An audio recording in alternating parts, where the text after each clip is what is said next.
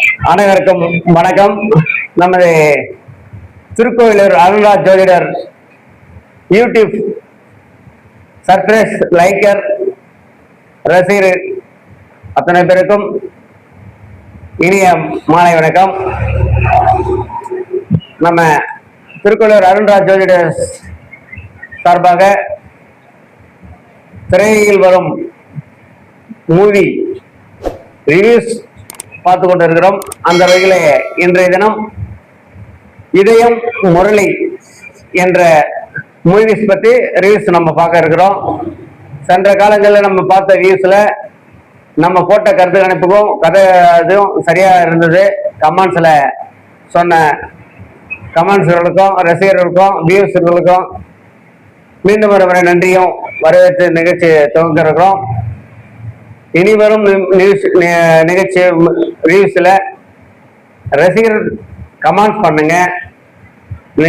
கமெண்ட்ஸ்ல நாங்க சொல்லக்கூடிய கருத்தும் என்ன இருக்குன்றது தெளிவா சொல்லணும்னா அடுத்த முறை நம்ம ரிவ்யூஸ் இன்னும் அதிகப்படுத்துவோம், சிறப்பு கருத்துக்களை பரிமாறிக்குவோம், சிறப்பா இருக்கும்.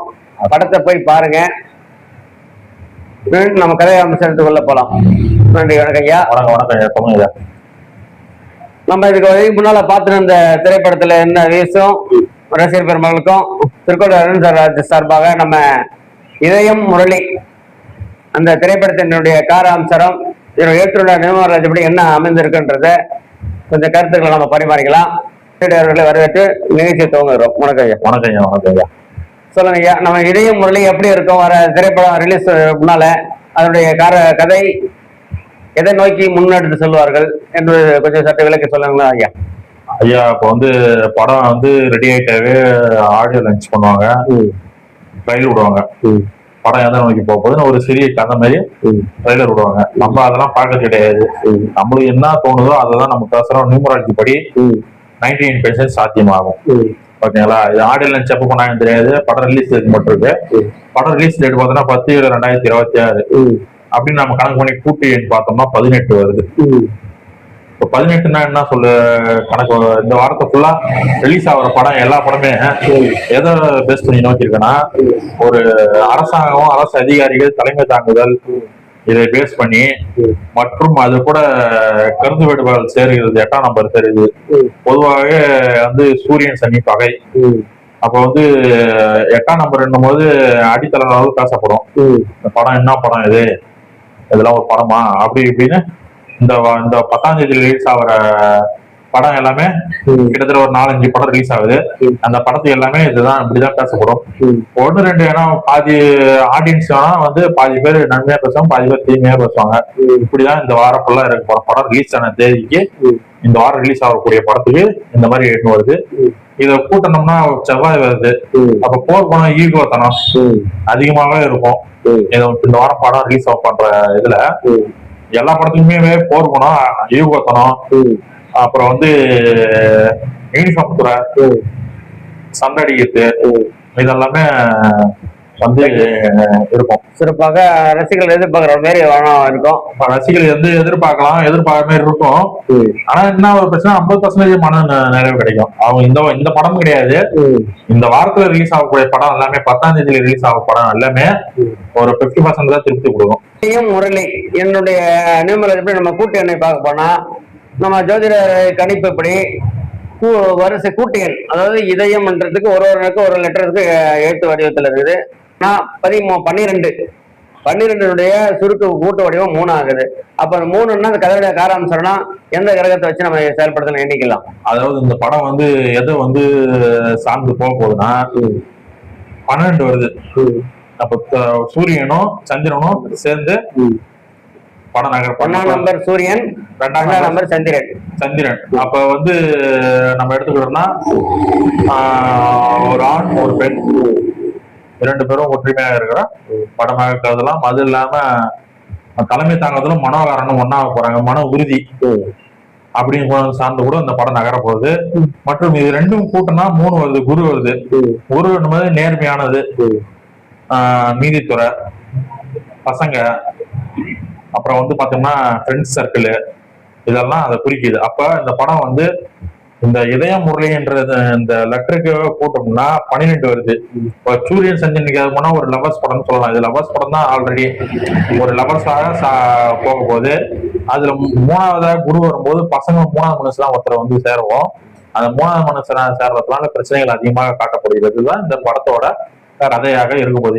ஸ்டார்டிங் வந்து எண்டிங் வரைக்கும் இதுதான் சார்ந்து இருக்கும். அது பசங்களாக கூட இருக்கலாம், இல்ல மூணாவது மனுஷனாக கூட இருக்கலாம். இவங்க 2 பேருக்குள்ள பிரிவினை எப்படி வரும்ன்றது தான் இந்த படத்தோட சாராம்சம். கதையை அதாவது தொடக்கத்துல இருந்து முடிக்கிற வரைக்கும் இதுதான் கதையோடைய அமைப்பு. அடுத்தபடியா நம்ம பார்க்கும்போது இதயம் ஒவ்வொரு எழுத்துக்கும் நம்மளோட கூட்டு எண்ண எழுத்த பாக்குறோம். அந்த வகையில நம்ம பார்க்கும்போது 33 வருது. இதயம் என்றது ஒரு இதுவும் அடுத்த ஒரு ட்விஸ்ட் முரளி என்றதுக்கும் நம்ம கூட்டு எண் வரிசைன்னு பார்க்க போறோம்னா 33. அந்த 33 நம்மளுடைய எதிர்பார்ப்பு என்னவா இருக்கும், ரசிகருடைய எதிர்பார்ப்பு என்னவா இருக்கும்? அதாவது இப்ப வந்து 33 வருது. 33 வந்தாலும் சிறப்பு. சூப்பரான ஒரு வந்து கதையை கரெக்டா கொண்டு போற லைன் கரெக்டா இருக்கு. ஆனா அது எதை நோக்கி கொண்டு போறாங்கன்னா, நம்ம பார்த்ததுல மூணாவது மனுஷன் சொன்னோம்ல, இங்க வந்து 3 வந்து 2 தடவை 2 குரு வந்துடுறாரு. அப்ப 2 குரு கணக்கு பண்ணும்போது 2 குரு கணக்கு பண்ணும்போது 3 சேர்த்தா 6 வருது. இப்ப 2 குரு கணக்கு பண்ணும்போது 2 பேர் காதலிப்பாங்க அர்த்தமா எடுத்துக்கலாம் நம்ம. ஓகேங்களா? ஒரு பெண்ணை 2 பேர் காதலிக்கலாம், இல்ல 2 தடவை ஹீரோவே காதலிக்கலாம், 2 தடவை ஹீரோவே காதலிக்கலாம். இப்படி வந்து காதல் சம்பந்தப்பட்டது. எதனால 3 கூட வந்து காதல் சேருதுன்னா, பக்கத்துல 6 சேரும் போது 6 சுக்கரனை குறிக்கும். இது 6 போது சுக்கரனை குறிக்குது. சுக்கரன் வந்து காதல் காரகன் கூட சொல்லுவாங்க. கவர்ச்சி. ஆமா, கவர்ச்சி, காதல் காரகன், அழகான லக்ஸரி இது போன்றதெல்லாம் சொல்லுவாங்க. அதனால 2, 3 வந்து ஒரு 6 வரும்போது ஹீரோ வந்து 2 தடவை லவ் பண்ணிருக்கலாம். அப்போ ஒரு ஹீரோனி 2 பேரை கூட லவ் பண்ணிருக்கலாம், இல்ல ஒரு 2 தடவை லவ் பண்ணி கூட சக்சஸ் ஆகாம கூட இருக்கலாம். ஹீரோ 2 பொண்ணு லவ் பண்ணி கூட அது சக்சஸ் ஆகாம கூட இருக்கலாம். அதுதான் இங்க வந்து படத்தினுடைய கூட்டு என்ன காட்டுகிறது. அப்ப கதை எப்படி போகுதுன்னா, ஸ்டார்டிங்ல இருந்து எண்டு வரைக்கும் லவ் சீன், முழுக்க லவ் சீன். ஸ்டார்டிங்ல இருந்து எண்டு வரைக்கும் நம்மளுக்கு வந்து குரு வந்துடுறாரு. அதாவது சூரியன் சந்திரனும் ஒன்னா இருக்கும் போது மூணாவது மனுஷன் வந்து ஒருத்தன் பிரிக்கிறாருன்னு கணக்கு வச்சுக்கலாம். அது மூணாவது மனுஷன் வச்சுக்கலாம், நம்ம நண்பராக கூட வச்சுக்கலாம். கதை அப்படி போகும்போது இந்த பிரிவினையிலையும் மறுபடியும் ஒரு காதல் பண்றாரு. அந்த காதல் வந்து சக்சஸ் ஆச்சா தோல்வி ஆச்சா, இதுதான் கதையோட முதல் கருவேதான். ஆமா. அப்ப இதயம் முரளின்றது முதல் ஆரம்ப நிலை கருத்து இப்படிதான் இருக்கும்ன்றது நம்ம தீர்மானிக்கப்பட்டது நம்ம திருக்குறள் அருண்ராஜ் என்ற மூலமா. இதனுடைய ட்விஸ்ட் முதல் ட்விஸ்ட் வந்து நம்ம இதயம் என்ற இந்த இடத்துக்கு அந்த இடத்துக்கு என்ன கண்டென்ட்ஸ் வரலாம். ஃபர்ஸ்ட் ஆஃப் அப்படி வந்து எப்படி வந்து அமைஞ்சினாங்க ஐயா, 17ஆம் நம்பர் வருது. 17ஆம் நம்பர் 1 சூரியனு 7 வந்து கேது. ஓகேங்களா? அப்படி நம்ம கணக்கு பண்ணும்போது ஹீரோ ஹெவியா இருக்கிறாரு. இந்த ஃபர்ஸ்ட் ஆஃப்ல ஹீரோ காட்டுற அமைப்பு நிறையவே இருக்குது. நம்ம சூரியன் சொன்ன மாதிரி ஃபர்ஸ்ட் ஆஃப் ஹீரோ காட்டக்கூடிய சூரியன்னா அந்த கதையோட நாயகன் தான் சூரியன். இந்த கதையோட நாயகனா சூரியன் எடுத்துக்கலாம் நம்ம. அப்ப ஹீரோ வந்து லாங் டைம் காட்டுறாங்க. ஃபர்ஸ்ட் ஆஃப்ல நிறைய இடத்துல வராரு ஹீரோ. கூட வந்து 7 வரும்போது ஆன்மீக ரீதியாகவும் இதுல பேசப்படுகிறது, சட்ட நுணுக்கங்களும் இதுல பேசப்படுகிறது. கேது ஹீரோ வச்சு வளைச்சு எடுக்கிறாங்க தவிர கதைக்குள்ள என்டர் ஆகல. அந்த சுச்சுவேஷன் தான் ஃபர்ஸ்ட் ஆஃப் இருக்குது. இன்டர்வேஷன் வரைக்கும், இன்ட்ரோல் வரைக்கும். அதுக்கப்புறம் முரளின்றது நம்ம 16 வருது.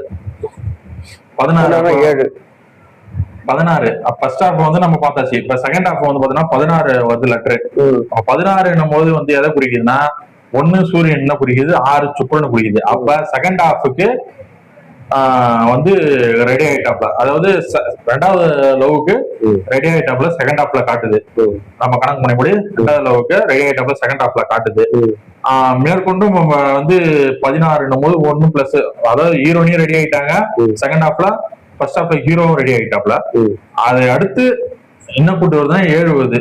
அப்ப வந்து சுருக்கிடுது, படத்தை வந்து சுருக்கிடுது, லவ்வ சுருக்கிடுது, காதலை சுருக்கிடுது. அப்ப வந்து காதலை வந்து சுருக்கிடுது. ஒரு இணைப்பிரிவு இல்லாம, அதாவது இணைவு இல்லாம ஒரு இருக்கிற நிலைமை தான் இந்த செகண்ட் ஹாஃப்லயும் காட்டக்கூடிய நிலைமை உருவாகிடுது ஐயா. அப்ப கதையினுடைய ஹீரோயினும் அதுக்காக இணைப்பிரியாத பாசத்துல இருக்காங்க. இணைப்பிரியாத பாசத்துல செகண்ட் ஹாஃப்ல இருந்தாலும், இப்ப இணைப்பிரியாத பாசம் அதிகமா இருந்தாலும் அது வெளி தெரியாத மாதிரி சுருக்கிக்கிறாங்க. இப்ப வெளியே தெரிஞ்சாதானே கடல் போல ஆசைன்ற மாதிரி வெளியே தெரிஞ்சாதான் நம்மளுக்கு வந்து எவ்வளவு அன்பு வச்சுக்கிறேன்னு வெளியே காட்டினாதான் தெரியும். உள்ளுக்குள்ள இருக்கும்போது காட்ட முடியாது, தெரியாது நம்மளுக்கு.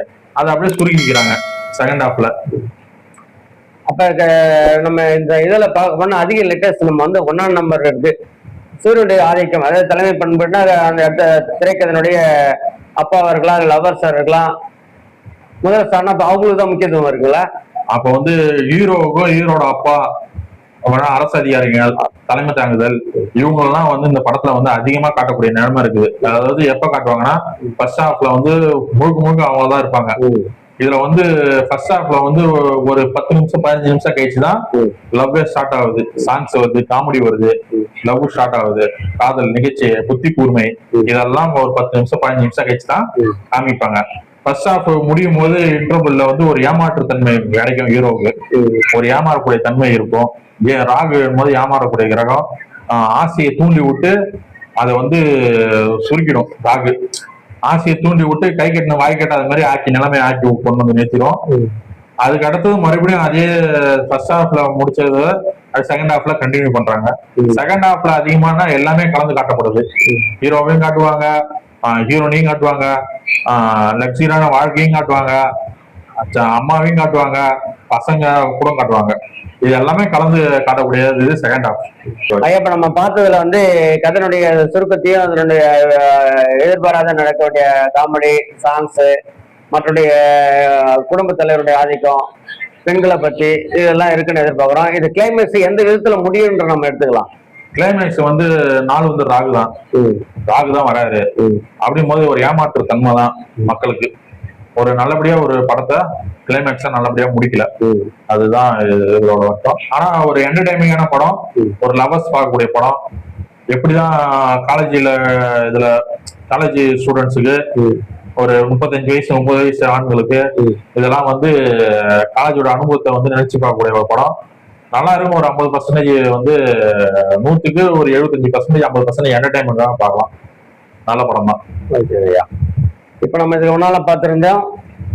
திருக்குற அருண்ராஜ் மூலயமா இதயம் முரளின்றத ரீல்ஸ் மூவிஸ் பார்த்து நம்ம இந்த மூவிஸ்ல பார்த்து கதனுடைய துவக்கத்துல முடிவும் கிளைமேக்ஸ் எப்படி இருக்கிறத பார்த்தோம். படத்தை ரசிகர்கள் தயவு செய்து கமெண்ட்ஸ்ல சொல்லுங்க. 10ஆம் தேதி திரைப்படத்துல பார்த்துட்டு கமெண்ட்ஸ்ல சொல்லுங்க. அப்பதான் நாங்க கருத்து போறதுக்கும் சிறப்பா இருக்கும். இது வரைக்கும் இந்த கருத்துக்களை பரிமாறி லைக்கர் கமெண்ட்ஸ்களுக்கு மீண்டும் ஒரு கேட்டுக்கொள்கிறோம். தயவு செய்து படத்தை பார்த்து வந்து எங்களுடைய இதை கமெண்ட்ஸ் மீண்டும் ஒரு முக்கிய ரசிகர்களுக்கும் வியூஸ் யூடியூப் சப்ஸ்கிரைபர்களுக்கும் அடுத்த படம் திரைப்படத்துல எது முன்னால ரிலீஸ் ஆகுதுன்றத கமெண்ட்ஸ்ல சொல்லுங்க. அதை நம்ம முன்கூட்டியே நம்ம இதே மாதிரி கருத்துக்களை பரிமாறிக்கலாம். அப்படி கமெண்ட்ஸ்ல சொன்னீங்கன்னா அவங்களுக்கு சிறப்பு வர காத்துட்டு இருக்குது. நிகழ்ச்சியில தயவுசெய்து லைக்கர்களும் யூடியூப் சர்வீஸ்களும் கமெண்ட்ஸ்ல எங்களுடைய கருத்துக்களை சொல்லுங்க, பதிவு பண்ணுங்க, கேட்டுக்கொள்கிறோம். நன்றி, வணக்கம். திருக்கோளூர் ஜோதிடர் அருண்ராஜ்.